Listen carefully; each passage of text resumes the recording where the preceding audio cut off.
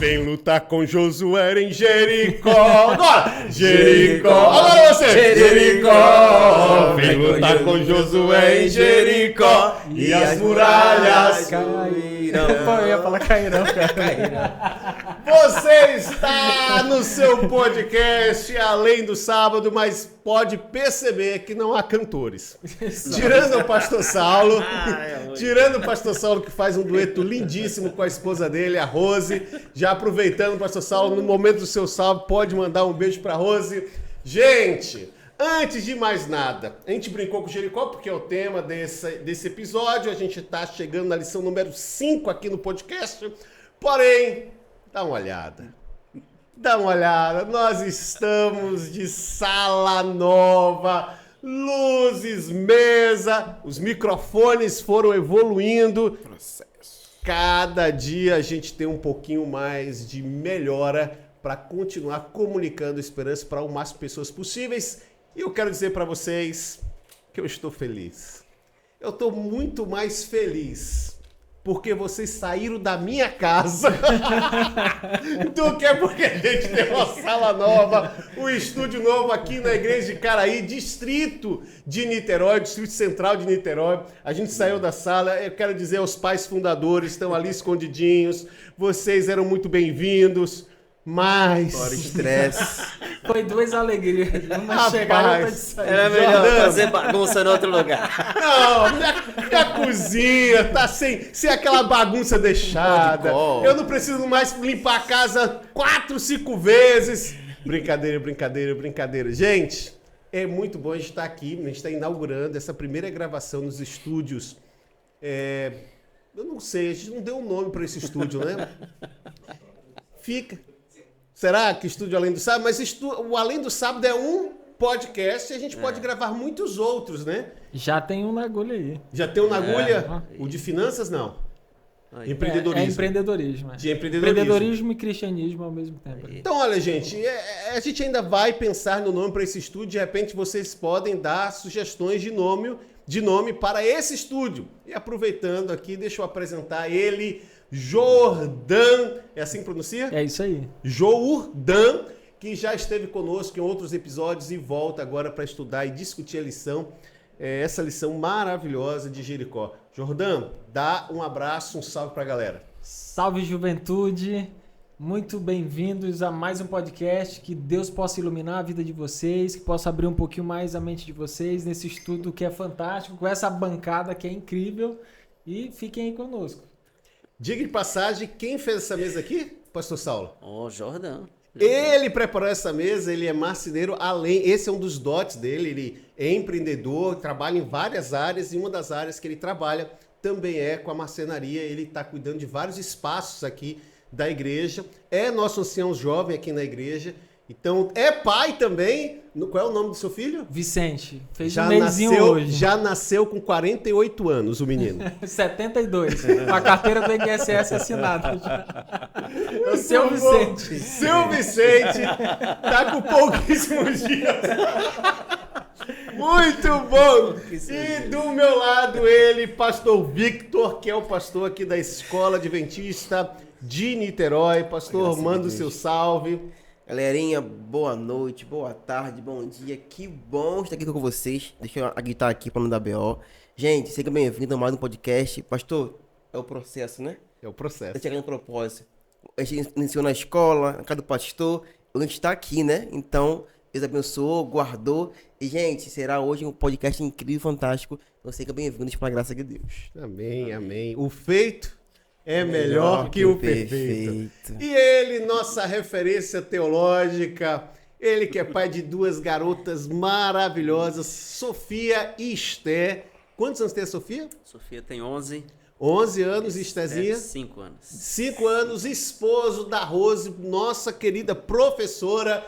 Manda um salve, pastor Saulo. Isso aí. Salve, galera. Prazer estar com vocês. Agora um novo estúdio, né? Novo estúdio, coisa linda. Antes a gente tinha só a ideia de fazer esse negócio aqui, né? E eu quero lembrar que o Jordan foi quem inicializou com a ideia, né? Teve a primeira ideia da gente ter uma sala aqui na igreja para fazer um podcast. E a gente tá aqui Olha só, o sonho se tornando a realidade, né? Em pouco tempo. Em pouco tempo, né? Verdade. Quero mandar um abraço para minha esposa querida, para Rose, para as duas garotas lindas que eu tenho, a Esther e a Rose, e a Sofia, que são as princesas lá de casa. Coisa boa. Jordão, vamos lá, vamos começar o estudo depois de a gente ter feito um pouco de bullying com o recém-nascido. Pede a bênção de Deus e vamos para a palavra do Senhor. Você que está nos assistindo, escreve, comenta, compartilha. Você sabe, a gente está em todas as plataformas digitais, a gente está no YouTube, a gente está no Instagram, no Deezer. Então, só você compartilhar, envia para o máximo de pessoas possíveis. Eu tenho certeza que o que a gente vai discutir hoje sobre a conquista de Israel sobre Jericó vai ajudar na sua jornada espiritual e com certeza vai ajudar na jornada espiritual de outras pessoas se você compartilhar. Jordão, pede a bênção. Vamos orar então? Fechemos os nossos olhos. Amado Deus, nós queremos te agradecer, Senhor, por este momento tão especial. Primeiramente, pela felicidade de estarmos aqui nesse novo estúdio. Se não fosse pela tua graça, pela tua providência, talvez nós não estaríamos agora aqui. Mas queremos te agradecer, Senhor, por este momento todo especial.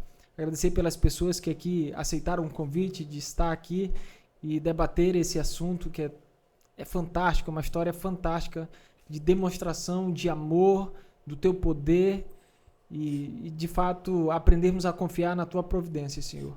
Então, nesse momento, nós pedimos que o teu Espírito esteja sobre nós, que ele possa abrir nossa mente, o nosso coração para receber a tua mensagem, a tua palavra, Senhor. E as pessoas também que assim acessarão esse conteúdo, que elas possam receber a bênção do conhecimento e também de estar mais próximo de ti e de ter um esclarecimento a mais sobre esse assunto, Senhor. Que o teu Espírito esteja com elas. É o que nós te pedimos nessa noite, em nome de Jesus. Amém. Amém. Amém, amém e amém. Gente, seguinte, vamos lá. Jericó. Antes de a gente entrar nesse momento surreal e sobrenatural, que é a conquista de Jericó. Jericó é a cidade mais antiga do mundo. De todos os achados arqueológicos, a gente tem muita coisa encontrada na Ásia, a gente tem muita coisa encontrada também aqui na América do Sul. A gente tem, inclusive, com algumas análises topográficas e outros materiais, a gente encontra cidades que foram esquecidas dentro da floresta amazônica, mas em termos de conhecimento, de desenvolvimento, de pesquisa, Jericó é a cidade mais antiga do mundo. E ela é conquistada, inclusive a arqueologia prova a conquista de Jericó, com achados tanto de movimentos onde as muralhas foram queimadas e destruídas, então a gente tem provas sobre essa conquista, mas eu quero trazer aqui um pouquinho antes da conquista, né? Um pouquinho antes da batalha. E eu quero perguntar aqui para o pastor Victor, abrindo, geralmente eu começo com o pastor Saulo, mas hoje eu vou começar com o pastor Victor. Pastor, no capítulo 5 de Josué, a gente tem uma descrição de um procedimento, de um processo que todo israelita precisava fazer. A gente está falando da circuncisão. Pastor Victor, o que é isso? O que é esse processo? Como é que foi que Deus construiu, ou pediu, ordenou para que o povo fizesse esse procedimento? E qual era o objetivo disso? Basta muito importante a pergunta, né? Porque tem a ver, né, com algo que é espiritual ou consagração. A gente vê na lição que em Gênesis 17, versículo 10 e 11, Deus dá esse pedido inicial e depois ele volta em Josué, né, ou então aqui no capítulo 5 de Josué, e restaura isso. Porque era crucial para que o povo pudesse se consagrar ao Senhor. Isso é tão sério, que poucos momentos, ou um fato muito crucial da Bíblia, ou do Êxodo, ou do livro de Moisés, ou da história de Moisés, é que Moisés ele esqueceu de consagrar seu filho. E Deus, ele fala, e fica tão chateado com isso, que ele queria até matar Moisés por conta disso. Então a gente vê como que isso era importante, porque isso tinha que ver com uma aliança com Deus. Então a aliança para com Deus era muito importante.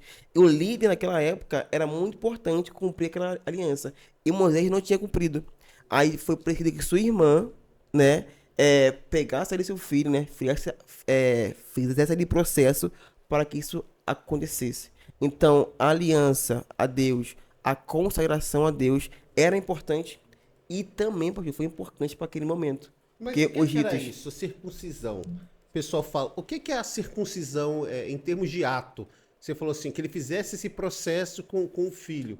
O que era a circuncisão? Se hoje eu fosse realizar a circuncisão com o Vicente, o que que eu ia fazer com o Vicente? Tinha nem o prepúcio, né? O que que é o prepúcio? Que tem a ver com o órgão, né? Ali masculino e tal. É uma espécie de cirurgia de fimose hoje, né? Fato. Que a gente tem. Mais ou menos, né? Assim, Então pra você que a gente pega tenha uma ali ideia. a pele que cobre a glade do pênis e você corta Sim. essa pelezinha, que é um pedaço pequeno. Então você tira a pele ali do pênis, né? Não do pênis. É do pênis, né? O pênis completo e você retirava isso. É isso. Isso. Entendi. Sinal maluco, né? Estranho, Não é estranho. muito estranho você pedir para alguém cortar um pedaço da pele do pênis? Não é uma coisa estranha? O que que você acha? Aparentemente não faz sentido, né? Mas estudiosos afirmam que isso garantia mais higiene e menos doenças sexualmente transmissíveis e por falta de higiene ali com o povo de Israel, principalmente no período que eles andaram pelo deserto. Então, Não tinha acesso não ao- tinha acesso a tanta higiene, não tinha acesso a medicamentos, talvez, e também a medicina não era tão evoluída. E água, né, pastor? E Pra água, você ter então, os banhos e lavar as partes esse íntimas. procedimento garantia mais higiene, mais saúde e menos proliferação de doenças. Então, ou seja, Deus não estava fazendo só um ato de fé, mas ele estava fazendo também um cuidado sanitário para que o povo continuasse forte em meio a esse processo Sim. que levou 40 anos e Deus é conhecedor de todas as coisas. Entendi. Então, por que Deus pede, Jordão, pastor Saulo, quem quiser falar, por que Deus, nesse momento da batalha, logo depois de cruzar o rio, diante de um momento no qual eles teriam que enfrentar uma cidade amplamente conhecida por suas fortificações, é tanto que os muros de Jericó passavam carroças, né, carros de boi, de tão largos que eram, e eles tinham que enfrentar esse povo que estava bem protegido, que estava numa cidade fortificada. Por que Deus pede, então, para que eles passassem em revista o povo e fizessem agora um pacto de santificação e praticassem a circuncisão? Bom, é interessante que quando você começa a ler o livro de Josué, aqui no capítulo 5, fala que os reis, depois de ouvirem que Deus secou o Jordão para o povo passar, eles começaram a temer, né? Novamente, porque eles já haviam ouvido as histórias desde a saída do Egito até aqui. E a própria lição fala, e o nosso pastor ali também falou, que era uma batalha espiritual. Não era simplesmente uma batalha entre o povo de Israel e o povo de Jericó. Era uma batalha totalmente espiritual. E o que mais me intriga nisso é que o povo que saiu, a geração que saiu do Egito, ela foi circuncidada. Mas passou-se ali 40 anos e aquela geração inteira, nenhuma tinha sido circuncidada. Como o pastor falou, o próprio filho de Moisés não tinha sido circuncidado.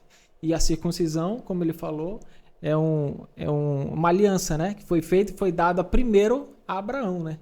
O ser humano tem uma memória fraca, né, gente? Algumas coisas vão se perdendo com o passar do tempo. Para pensar nisso. Quantas coisas Deus orientou as pessoas, e eu estou falando dos seres humanos, e ao passar do tempo, isso foi esquecido. A gente poderia colocar o sábado nesse assunto. Nós poderíamos colocar a questão de alimentação nesse assunto. Mas muitas coisas que nos fortalecem, nos dão saúde, condição de pregar o evangelho por maior tempo. Eu lembrei de Tiago White, pastor Saulo, Jordão e pastor Victor, quando Ellen White disse que ele teria uma vida mais longa na pregação do evangelho se ele tivesse cuidado melhor da saúde. Então, a gente olha para aqui, quantas orientações. Veja, 40 anos depois o povo já não estava mais praticando o hábito que era símbolo de aliança.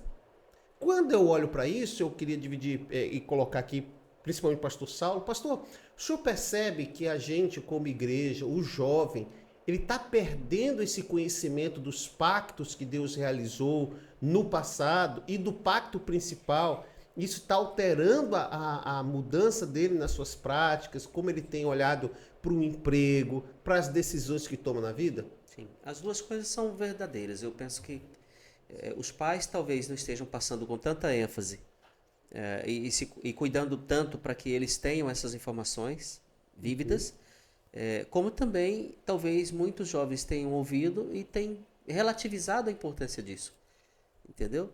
Por quê? Porque existem outros atrativos que chamam mais a atenção da gente. Porque hoje está na moda você ser bem-sucedido, tá bem no Instagram, receber uma promoção no seu trabalho, e às vezes a gente abre mão de princípios por conta de posições. Né? Então isso também é verdadeiro, é uma realidade que a gente tem visto. Na época do povo de Israel, uma geração sucedeu que não conhecia mais, ou não se lembrava mais do que Deus havia feito. E quando o povo se esquece, duas coisas podem acontecer: incredulidade, apostasia, pode ser o caminho que a gente pode tomar, além da idolatria que a gente pode incorrer nela. Recentemente eu fiz um estudo, a gente está no mês bem propício, que é um estudo com os nossos juvenis, tanto da Igreja Central, quanto da Igreja de Caraí e de outros lugares, em uma classe bíblica online que a gente tem na terça-feira, e a gente estudou sobre o Halloween, explicando a origem não só da prática, do nome e até do pedir doces. Sim. E eles ficaram impressionados sobre isso. E eu li alguns textos de Deuteronômio, Levíticos, que a gente mostrando para eles que eles deveriam se apartar desse tipo de coisa. E eu fiquei muito feliz porque me parece que eu estava fazendo um processo de fortalecimento. Eu estava fortalecendo a fé deles para que eles possam fazer um enfrentamento de tudo que está cercando eles, dizendo assim, não tem importância você cultuar uma celebração dos mortos. Veja, é uma festa pagã assustadora, os espíritos andando pela rua para ver se encontravam corpos para poderem possuir. Essa é a origem celta do Halloween. E a gente percebe que está tudo muito bonitinho, né? É a abóborazinha, é o fantasminha, é pegar o docinho, é a festa do prédio. E veja, se isso não for vacinado na infância, quando for jovem, na universidade, na faculdade... Você perde toda a fé. Não, só uma brincadeira, né? É o sapo na panela sendo aquecida lentamente, ele não está percebendo que está sendo cozido. E eu penso que o povo de Israel passou por isso. Pastor, para a gente fechar esse primeiro bloco, Jordan também, Victor, qual a importância da santificação para as batalhas que nós enfrentamos na vida, sejam elas pequenas ou grandes? Porque, na verdade, todos nós sabemos que em algum momento a gente vai se deparar com uma grande Jericó para a gente poder vencer. O que vocês acrescentam nisso? Antes de atravessar o Jordão, mesmo antes, a ordem de Deus foi que eles se santificassem, né? Eles precisaram passar por esse processo de santificação para que Deus fizesse o milagre. É interessante eu abro esse paralelo aqui, abro esse parênteses, na verdade, para explicar um ponto, né? Deus pede para eles se santificassem, porque Deus faria as maravilhas. Não é o fato de você se santificar que faz com que você tenha poder para realizar a maravilha. Quando você se santifica, Deus opera a maravilha. Como é que é? Repete aí, então, não é o fato de você se santificar que você vai receber um poder inerente para fazer alguma coisa. Entendi. Então, tipo, se eu fizer devocional, se eu orar, se eu fizer jejum, devolver dízimo, eu vou ser o oferta... cara, eu vou resolver minha parada. Não. Você vai se santificar, Deus vai resolver para você. Aí você pergunta assim, mas se eu não me santificar, Deus também não vai resolver por mim? É, isso que eu estava aqui não pensando. Faz sentido? Não é? Mas veja só, olha só o que Deus pede. Santificai-vos, que amanhã eu farei maravilha no meio de vocês. Eu farei. O Senhor fará maravilha. Então, o processo de santificação me ajuda a perceber que e participar das maravilhas de Deus. Então, assim, cedo ou tarde, você, cada um de nós, vamos nos deparar com a nossa Jericó. Tá? Diante de um muro intransponível. Então, é muito importante que a gente tenha esse momento de santificação para que a gente possa ver, participar e permitir Deus fazer. Eu acho que não tem a ver com participar, tem a ver com permitir Deus realizar a maravilha. Porque enquanto eu não me santifico, eu acho que tem alguma coisa em mim que eu consiga fazer. Eu preciso rodear o muro e permitir e esperar que Deus faça a maravilha. Enquanto eu não passar pelo processo de santificação, eu ainda vou pensar e achar que existe alguma força inerente em mim, algum poder em mim, capaz de transpor alguma barreira, algum muro. Mas é Deus quem faz. a gente fica por aqui. Eu nem vou pedir para que ninguém acrescente nada. Se vocês estavam pensando em falar alguma coisa, vocês seguram. Vocês se segurem, porque a gente vai começar no próximo bloco. A gente já deu uma esticada boa aqui, mas eu acho que você já sentiu. Eu não quis avançar logo para as características de Jericó, para o muro, para Raabe. Eu quis gastar bastante tempo nesse primeiro bloco para enfatizar para você que está nos assistindo, para você que está nos ouvindo, que a força, gente, a nossa força para vencer qualquer coisa, ela não é pela nossa característica pessoal, é pelo que Deus pode fazer. Fica aí, segura, a gente volta no próximo bloco e tá muito bom.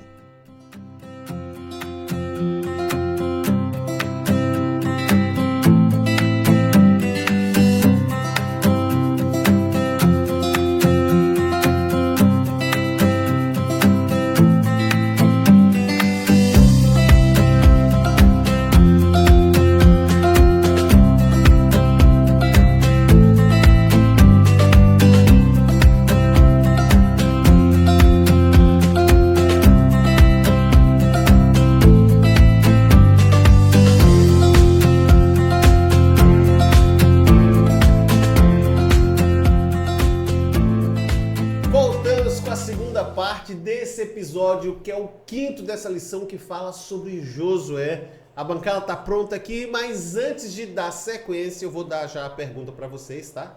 Uma pergunta capciosa, mas importante, e é uma pergunta que não é capciosa, na verdade é reflexiva. É só uma retórica, né? A gente fica brincando com capciosa. Mas é uma pergunta reflexiva, eu vou dar aqui para vocês e volto para fazer uma propaganda aqui. Como podemos, está na lição, como podemos saber se estamos lutando as batalhas de Deus ou as nossas próprias batalhas? Essa pergunta ela é crucial. Como é que a gente sabe que a gente está lutando as nossas próprias batalhas ou se a gente está lutando as batalhas de Deus? Fica aí pensando na resposta. E você, que fez a inscrição para o acampamento jovem da melhor associação do Rio de Janeiro, da USEB, da Divisão Sul-Americana, da Associação Geral. Tô puxando sardinha. Gente, se você não fez a inscrição, você perdeu. Porque o Acamp Jovem, que vai acontecer no próximo final de semana, está... Olha, imperdível, você já perdeu. Mas olha, gente, você vai estar perdendo com certeza boa parte da vida. Mas para você que fez a inscrição, já está com tudo pronto. Já deixou a barraca pronta, mochila pronta, bloquinho de anotações para pegar todas as orientações, dicas e mensagens do pastor Aleixo.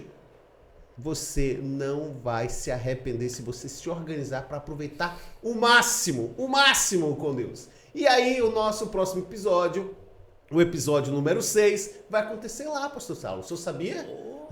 Com toda a juventude da Associação Rio Fluminense, toda a estrutura da associação. Gente, a gente tá ficando muito chique, viu? A gente tá subindo de patamar. Pastor Ricardo, nosso líder jovem, um salve, salve juventude! Assim que ele fala, né? Salve, salve juventude! Fluminense. Exatamente. Então, um salve, pastor Saulo, ou pastor Ricardo. Eu tenho certeza que vai ser um acampamento para a gente guardar no coração. Gente, e aí? Feita a propaganda, provocando quem vai, provocando quem não vai. Como é que a gente descobre isso? Se a batalha é de Deus ou se a batalha é minha? Tem uma característica das batalhas de Deus, é que a batalha de Deus, ela não é uma batalha que demora, é uma batalha onde Deus vence. A batalha de Deus, ela é definida, ela é decidida, sem enrolação. Eu acho que a principal característica que a gente está lutando a nossa batalha, boa de Deus, quando nós lutamos nossas batalhas, parece que ela não termina. Mas que coisa eu acho que a primeira, pastor. Outra característica que a gente está lutando... Não, pera aí, pastor, antes de avançar. Isso é muito bom. Calma aí, cara. Eu não sei se vocês pegaram... Vamos pensar um pouquinho. Porque isso refletir. É muito bom. Não sei você que está nos assistindo e nos ouvindo. Gente, isso é muito bom que o pastor Saulo acabou de falar. As batalhas com Deus... Elas são definidas. Aí, quando você falou, eu pensei assim, mas o povo de Israel estava 40 anos no deserto, não era uma batalha de Deus? Aí eu falei assim, mas espera aí, eles não venceram com 2 meses, que era o tempo de viagem. Sim. porque não começaram Não a lutar. confiaram, é isso mesmo. Elas A consagraram, batalha né? de Deus, a batalha de Deus não demora tanto tempo. A batalha de Deus e Deus lutando, ela é resolvida. Então veja, você percebe isso quando Moisés precisou colocar que alguém segurasse suas mãos, as mãos dele estavam erguidas. Deus estava lutando junto com o exército de Israel, garantindo a vitória, não é? Mas quando Israel está lutando por si mesmo, você percebe que o tempo é mais demorado, o tempo é muito maior, né? Então, outra coisa, há uma sensação de impotência quando você luta suas batalhas. Quando você está lutando por você mesmo. A sensação de que você está lutando, o tempo é maior e você tem a sensação, por vezes, que você não vai vencer. Nossa, muito acho bom, que- pastor, isso. Eu acho que essa é uma característica de quando nós estamos lutando por nós mesmos, nossas batalhas. Que é a nossa luta contra o nosso eu, contra o nosso pecado, contra a nossa natureza, contra o nosso jeito de ser, não é? E às Muito vezes a gente tenta mudar o que a gente é e a gente não consegue. Uhum.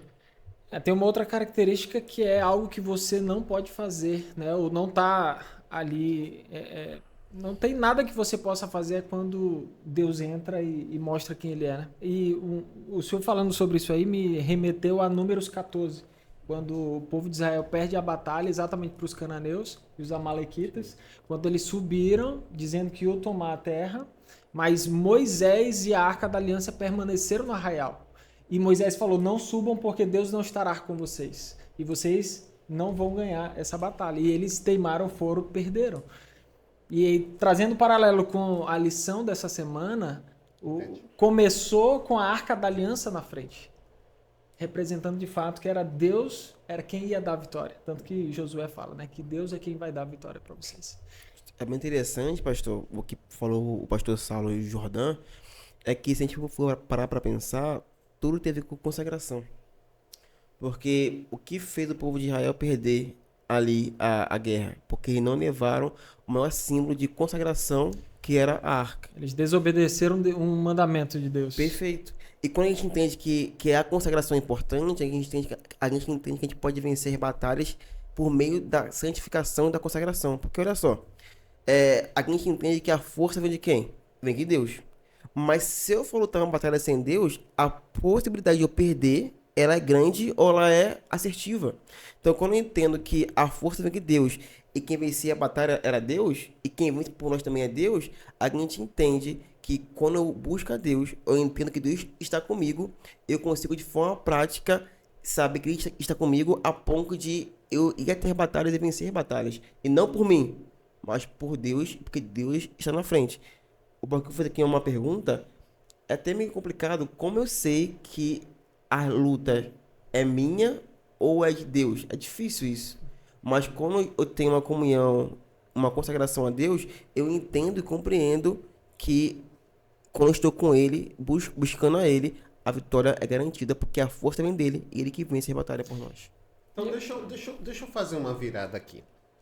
A primeira pergunta que eu fiz para vocês nesse bloco, e você que está participando pode também contribuir colocando aí a sua ideia e sua percepção ou a afirmação do que você já aprendeu na Bíblia, no Espírito de Profecia, com pessoas experientes.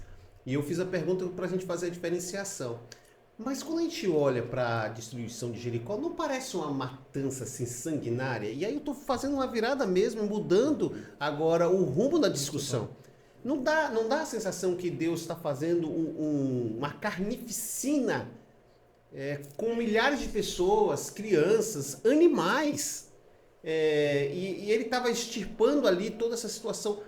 Deus é um Deus justo quando ele faz isso? Ou ele é um Deus como o panteão grego, onde você vê muitas questões egoístas, maldosas, que não pensa no ser humano como alguém que pode mudar? Será que aquelas pessoas não poderiam mudar? Primeiro a gente precisa lembrar que eles tiveram mais de 400 anos de misericórdia, né? Não foram poucas as tentativas. Não era naquele momento Não foram poucas as tentativas de Deus de fazer com que aquele povo entendessem a vontade de Deus e o plano de salvação de Deus. Deus também tinha planos para eles, de salvá-los, mas eles rejeitaram, tá? Por diversas vezes nesse período longo de tempo, um período de graça que Deus concedeu. seja, Isso é aquelas quase expressões que, 500 anos. que aparecem na Quase Bíblia. Não encheu a taça da minha iniquidade. Isso, Passou então- 100. Não então- encheu a taça da minha iniquidade. 200, 300, veja, 400. Então era como se eles tivessem um limite para pecar, um limite bem grande, bem alto, né? 800 anos. 500 anos. Agora você imagina 500 anos um povo praticando a maldade. Então aquele povo era um povo perverso, era um povo mau, era um povo que sacrificava seus próprios filhos, era um povo que cometia atrocidades, que não tinha amor à vida, era um povo que fazia barbaridades, praticava barbaridades, em nome até das divindades pagãs deles. Ou seja, Deus estava Então, preservando a vida quando ele Deus- estava eliminando aquele povo. Então veja, Deus deu o primeiro tempo de graça e misericórdia e oportunidade, cerca de 500 anos. Então depois disso, somente depois disso, e interessante, nunca um juízo de Deus acontece sem que ele tenha dado o Possibilidades. tempo de defesa, né? Ou o tempo de graça. Eu falo tempo de defesa, que é uma linguagem conhecida no nosso meio, né? Mas o tempo de graça e oportunidade, eles tiveram. E agora, quando Deus executa juízo, é porque eles já haviam rejeitado todas as possibilidades. Sabe por que eu trouxe esse assunto? Porque eu acho que foi ontem, eu vi um vídeo do Whindersson Nunes. E ele estava falando num podcast, ele dizia o seguinte: será que tipo de Deus é esse que mata criança, que mata adulto, que mata Animais. mulher, que chega e entra e destrói tudo? Porque a gente tem relatos na Bíblia sobre isso. E aí, como estava vivo na minha cabeça, e ele é uma pessoa que demonstra ser uma pessoa do bem, ele não parece ser uma pessoa má, mas a leitura e a percepção de tudo que ele conhece, ele fez essa reflexão nesse podcast. E muitas pessoas fazem esse tipo de questionamento. Exatamente. E como ele Usam pensou... isso assim, como argumento até para descrer de Deus. Né? Exato, Desse pastor Deus, da Saulo. Então, bondade assim, de Deus. eu olho assim e falo assim, poxa vida, tudo bem. E eu estou fazendo um caminho aqui, caminhando por algumas áreas da discussão da lição, para somar na nossa compreensão de uma maneira mais profunda. Quando Deus age naquele momento, ele está agindo para a preservação da vida. É como se eu estivesse fazendo algumas ações em minha natureza, quase um contrafogo quando eu tenho um incêndio na floresta, que eu tenho que fazer um contrafogo. Vocês sabem o que eu estou dizendo?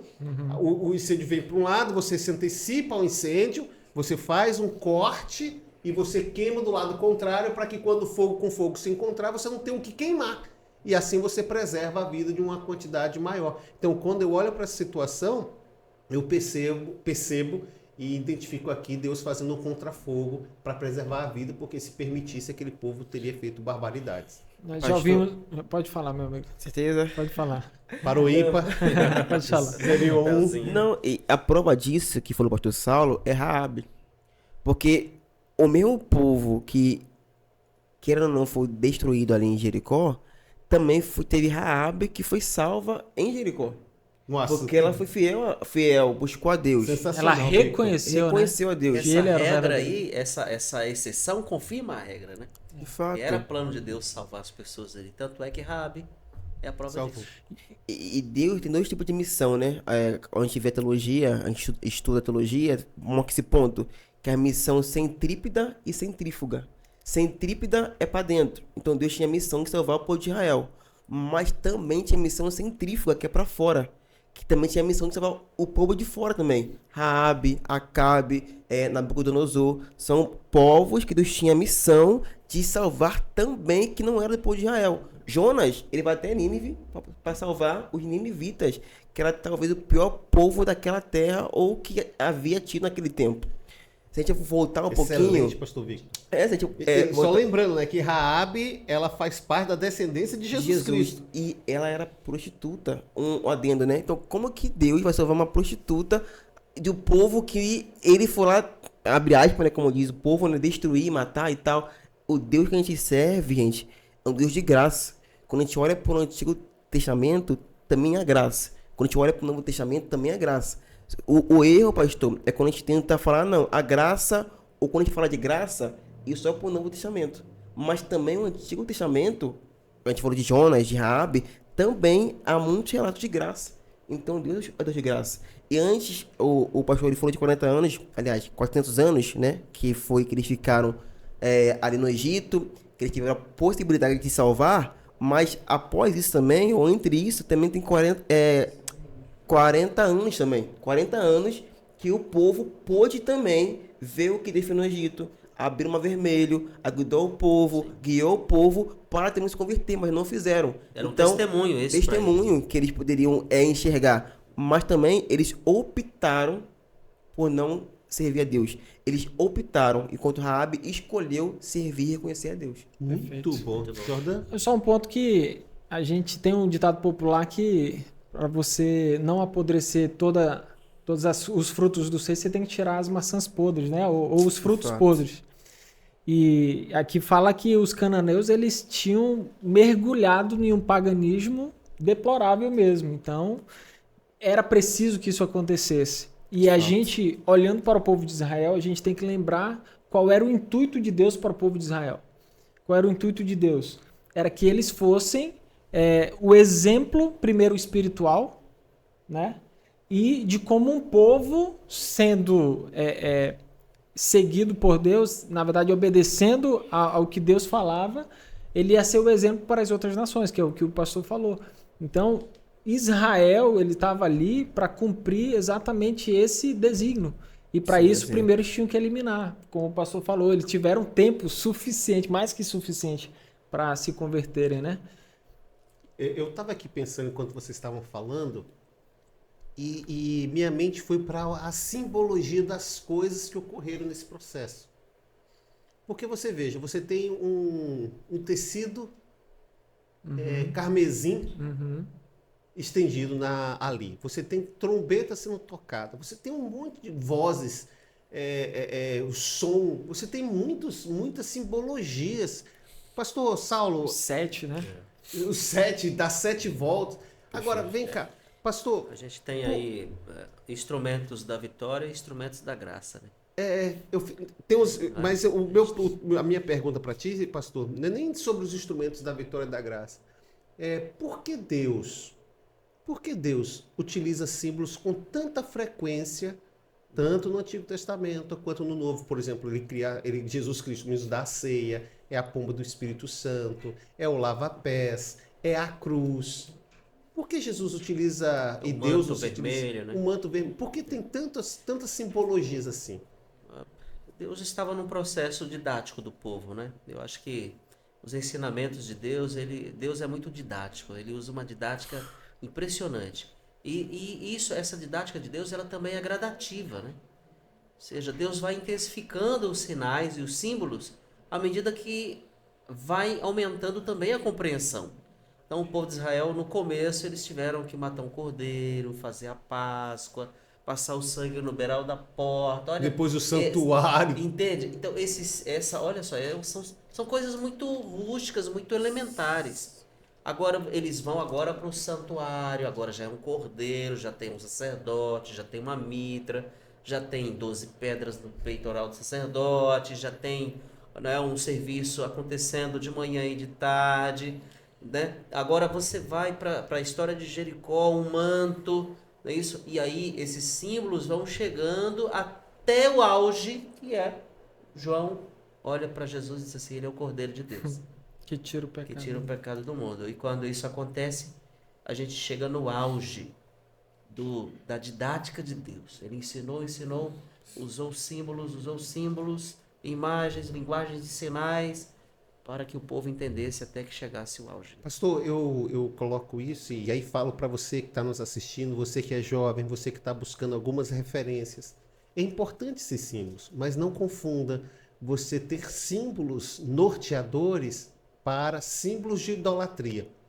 Muitas vezes nós temos pinturas, nós temos obras de arte, nós temos referências do que aconteceu, mas nós não podemos ter um contexto idolatra daquele elemento como um símbolo do qual vai ter algum tipo de poder. E eu faço essa tônica porque você vive, e se você está assistindo aqui no Brasil, em um país com muita simbologia e muito sincretismo religioso. E você precisa ter cuidado naquilo que te lembra, naquilo que te norteia, mas não aquilo que você deve adorar. Assim como aconteceu com a serpente no deserto. Né? Sim, exatamente. Eu quero ler aqui e a gente caminha para o final, Que é isso? tem muita coisa que a gente poderia estar discutindo, mas a gente tem que caminhar para o final, porque a gente tem um tempo e a voz aqui Da consciência. a voz da consciência, pai pioneiro número 2, ele está aqui falando e me dando tempo, então eu preciso dar sequência, mas eu queria ler aqui o final, os 2 parágrafos finais que a lição trouxe, porque ficaram tão bem escritos, eu acho que a gente pode utilizá-los como um norteador, já que eu utilizei tanto essa palavra aqui em uma fala anterior, para a gente encerrar essa discussão. Vou ler primeiro Josué capítulo 6, versículo 2, que diz assim: Então o Senhor disse a Josué, olhe, estou entregando em suas mãos a cidade de Jericó, o seu rei e os seus valentes. Aí agora leio os 2 parágrafos finais. Não importa de onde você veio, o que você fez, ou quantas vezes errou, Deus sempre encontra um jeito de pendurar um cordão escarlate na sua janela. Símbolo da graça, perdão e uma nova chance. Talvez você não precise gritar por mudança, apenas confiar, como Raabe confiou. Que tal dar o primeiro passo hoje? Confie em Deus, obedeça ao chamado dele, mesmo quando a estratégia parecer estranha, porque no fim é ele que vence as batalhas que parecem impossíveis. Jordão, pastor Victor, pastor Saulo, suas palavras finais para essa galera que está nos assistindo, cheio de esperança, desejosa de vencer todas as batalhas e derrubar as muralhas que fazem separação entre eles e Deus e os objetivos que Deus coloca no nosso coração para que a gente cumpra. Pastor Victor, começa contigo, depois Jordão e aí pastor Saulo encerra mais um episódio desse podcast que olha para a Bíblia buscando entender o que está acontecendo ao nosso redor. Amém. Amigos, jovens, que a gente venha fazer algo muito crucial. É buscar o Senhor, se consagrar ao Senhor, se santificar ao Senhor e confiar no plano do Senhor. E quando a gente faz isso, as batalhas que podem parecer estranhas, talvez serão, as lutas que nós teremos com o Senhor, elas se tornarão fáceis, não porque eu irei lutar, mas porque a força vem do Senhor e a gente vai lutar com o Senhor. Então isso é muito importante a gente entender e compreender. O Deus de Jericó também ainda é o nosso Deus. E quando a gente entende isso, a gente pode entender que em meio a dificuldades, em meio às adversidades, a gente pode vencer a batalha com Deus no controle pela graça de Deus. Confie em Deus e o mais Ele fará. Amém, amém. É isso aí. Consagração é o primeiro passo. Só que a gente tem que lembrar que toda consagração vai meio que ter um sacrifício. E isso leva um tempo para cicatrizar. Então, toda consagração tem o seu momento de cicatrização. Então, leve isso em conta também, assim como aconteceu com o povo de Israel. E aí você segue as instruções daquele que te enviou. Seguindo as instruções, certamente você terá a vitória. Amém. Amém. Eu acho que você pode estar ou diante do muro, esperando um milagre, ou você pode estar do outro lado do muro, precisando do manto vermelho da graça. Seja qual for a tua situação, acredite no sangue de Cristo. Se você estiver do outro lado do muro, ou se você já atravessou o Jordão, já está esperando Deus derrubar as muralhas que você não consegue, espere só mais um pouco, dê mais uma volta. Os muros vão cair pela graça de Cristo, pelo poder dele. Amém, amém, amém. Não tenho palavras para acrescentar. Gostei muito dessa analogia. Do lado de fora ou do lado de dentro? Todos nós carecemos da graça de Deus. Amém, Senhor. A gente fica por aqui nesse episódio que passou rápido. Comente, compartilhe, mande suas opiniões, porque aqui a gente vai construindo o nosso aprendizado e seguindo na direção que Deus vai sempre nos confirmando. Eu vou pedir então para que você, pastor Saulo, peça a bênção e encerre mais um episódio. E a gente se encontra no próximo, no acampamento jovem da Associação Rio Fluminense. Amém. Oremos. Deus e Pai, graças te damos pelo estudo da Tua Palavra, através da lição. Nós oramos por cada telespectador desse podcast, além do sábado. Oramos por esta equipe, pelos organizadores também. E oramos para que, onde a Tua palavra encontrar um coração aberto, que ela seja transformadora. Ajude-nos para aceitarmos a Tua graça e crermos no milagre do Senhor. Te pedimos a Tua bênção em nome de Jesus. Amém. Amém. Amém. É isso. A gente se encontra. Um grande abraço. Amém. Senhor louvado.